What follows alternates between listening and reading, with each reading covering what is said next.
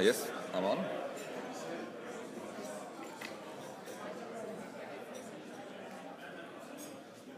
Good morning and thank you. For those who don't know, my name's John Flynn. I'm the current chair of the Council of Tall Buildings and Urban Habitats Australia and Brisbane Committee, a bit of a mouthful. And on behalf of our committee and our sponsors for this morning's breakfast, NDY, it's my pleasure to welcome you along here this morning on this lovely Brisbane autumn morning. For 2017, our breakfast series has been exploring major infrastructure projects in Queensland and the impact they have on our city. As part of that umbrella topic, today we're looking at the Brisbane Herston Quarter. In 2014, the Queensland State Government and the Metro North Hospital and Health Services commenced the search for a development opportunity to occupy 6 hectares of Brisbane's largest hospital campus. The Herston Quarter project will be a health precinct plus that delivers new services, new co-locations, adjacencies and partnerships to leverage value for the region. The creation of the precinct allows the co-location of health, research, education and other non-hospital uses. The $1.1 billion Herston Quarter redevelopment will be delivered in partnership with Australian Unity. It will deliver a range of new health and biomedical uses complemented by private hospitals, student accommodation, residential development, childcare, consultant space and a wellbeing precinct. It's been discussed for about the last six years, and this morning we're joined by 2 principals from Hassel, Kevin Lloyd and Adam Davies, to discuss and explain how this project is evolving and where it's heading to. I'll formally introduce our guest speakers just after you've all had your breakfast. Events like today aren't possible without the generous support of our sponsors. NDY, as I mentioned, is our sponsor today. NDY are a leading firm of consulting engineers with a global presence. NDY set themselves apart by their ability to deliver highly innovative and tailored solutions to their clients in a wide range of markets, including building, sustainability, health, transport, mission critical, defence, industrial and utilities. Established in 1959, NDY have a long history of engineering excellence and their expertise extends to a range of unique specialty. Their long history demonstrates their resilience as a business, and NDY are committed to delivering innovative and sustainable solutions across a diverse group of clients. Andrew Gettner from NDY will be up here later on to give the vote of thanks. Today's format follows our normal format. I will stand up here and give you a little bit of an update what's been happening on the council website. Breakfast will be served, and about 5 to 8 I'll get back up and formally introduce our speakers. In terms of news from the council website,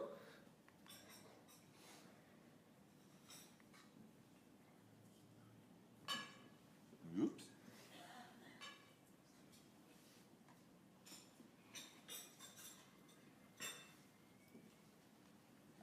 Fixed. This project caught my eye for a lot of different reasons. It's developed by Grest, I think, partners. My German pronunciation is not very good, but fortunately they know themselves as GP. What surprised me about this architectural practice, they can trace their heritage back to the original practice established by Mies van der Rohe in Chicago in 1938. It's a pretty amazing history. But this project they won was a competition for Greenland, who we all know will operate in Australia, for a new 400-metre tower in Wuhan in China. It's interesting, in a 400-metre tower, it's got the beautiful curved corners and the taper to help reduce the wind load, but it's meant to be a sustainable building that responds to the high-tech nature of the province. It's actually got sun shading and all sorts of things for a 400-metre building. It was interesting.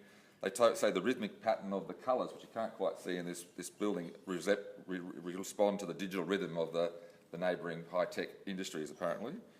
It hasn't started construction yet, and they anticipate it being complete in 2022. Other than being designed by Mies van der Rohe's practice, the other interesting thing was it was the site for this development was classed as the world's biggest explosive demolition. They demolished 19 towers in 10 seconds on the 21st of January this year. They used 120,000 precisely timed charges, which is 5 tonnes apparently of explosives. They claimed that they demolished the buildings in 10 seconds, which would have taken 4 months by conventional hammers and trucks knocking it down, but I couldn't find how long it took to place the charges. But pretty amazing, only in China would you knock down that many buildings in one go. If you Google the precinct and go online, there's a video of it happening. It's just amazing to watch. I couldn't quite manage to load it onto my computer, but it's worth looking at. Skybridge in Dubai, another one of those crazy things that would only happen in Dubai. This is a twin towers. It's called the Address Residence Skyview, a lovely Dubai name, but they've got a 4,500 tonne sky bridge that spans 85 metres between the two towers. It was built on the ground and jacked up over a 3-month period. It was complete in January. It was raised to the top in January this year. They had to, obviously lifting 4,500 tonnes took a long time to crank it up, and it used Swiss technology. The jacks and things were developed and designed by the Swiss apparently to lift that much weight. All that space and cost to build it actually contains 7 apartments, and the developer, MRR Properties, claimed that it's fireproof and safe, and it's been tested. So very interesting for a project. Closer to home, in Brisbane, ARIA Property have lodged a development application for a new development at 77 Hope Street. And this building embraces that, well, I guess, what Brisbane City Council's buildings that breathe in the subtropical environment. Kyoichi Takadaka won a design competition with against Ellenberg, Fraser, Rothley Lomond and Wood Marsh. Unfortunate to see sort of free Melbourne practices in Brisbane, but it was good. This building certainly pushes the boundaries. What caught my attention, the building's 118 metres high, so 33 levels. There's a waterfall cascading down the side of the building, down through the space, and there's windows in the lift lobbies. You look out to see the waterfall going past.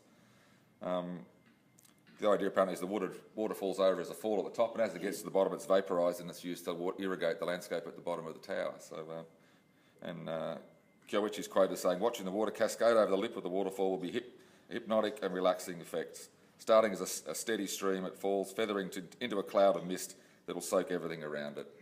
So that was the inspiration for a waterfall. I'd love to see how it actually evolves and how the value engineering might impact on it.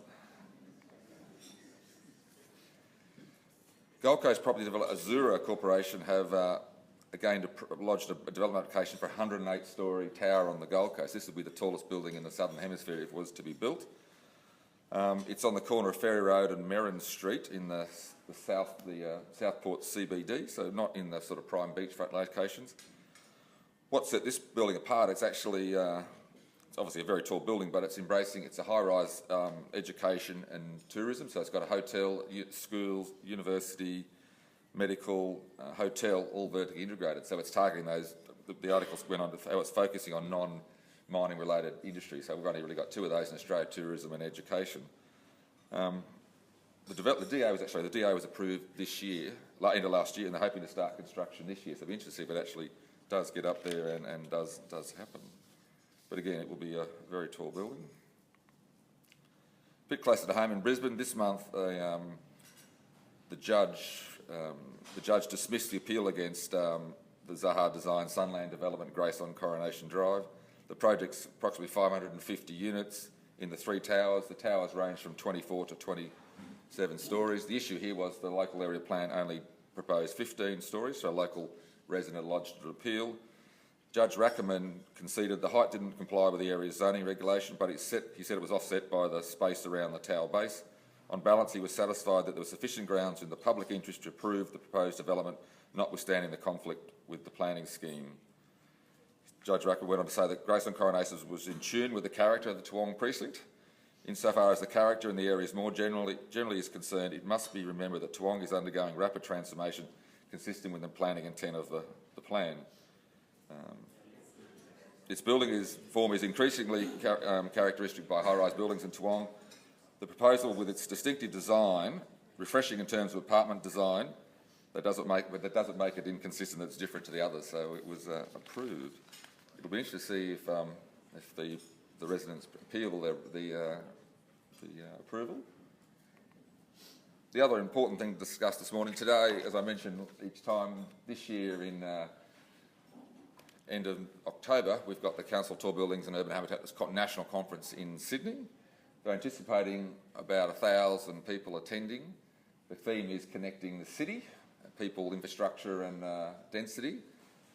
The early bird registration closes tomorrow, so if you want to save yourself I think $300 or $400, if you register tomorrow, by Friday, you can make that saving. The conference brings together currently there's 1.2 million members of the Council on Tall Buildings and Urban Habitat working for over 9,000 different corporations, and a lot of those people will be coming here. Abstracts for the conference closed for 120 speaking positions. They had 350 people trying to get in there. So we've got a good collection of speakers from around the world coming. Each conference produces an amazing book, so if you don't go to the conference, you can always buy the book online. It does cover all those different cross-sections of the community we work in, from developers, engineers to industry specialists. They're anticipating traditionally at the conference you get about 40% from the local countries. So it'll be 450 Australians, and the rest will be international guests. Oh, you go one slide behind, sorry. The process is well underway in terms of abstracts, and I think all the speakers will be announced within this month once the early bird closes.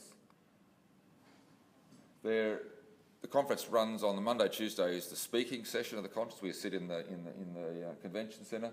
The Wednesday in Sydney is tours of Sydney buildings, landmark buildings, and then if you're really keen on the Thursday or Friday, you can either travel to Brisbane. We've got a day and a half program happening here, or a day and a half program happening in Melbourne. So that if you don't want to go to Sydney, you can certainly come here and join in our discussion. The format for those is a morning of lectures and then a tour of the buildings we've discussed. So I think we're looking at 6 or 7 buildings at the moment, having tours through around Brisbane. So it should be an interesting process. We thought in the website, this is from the website, the picture of Brisbane makes it look much more attractive than Melbourne. So hopefully the international guests will like that. And so yeah, if you're keen, register before tomorrow and you get the discount. Otherwise, you can still register right up until the date. That's it from the news from the council around the world. I'll be back at about 5 to 8 to introduce our speakers. Enjoy your breakfast, please.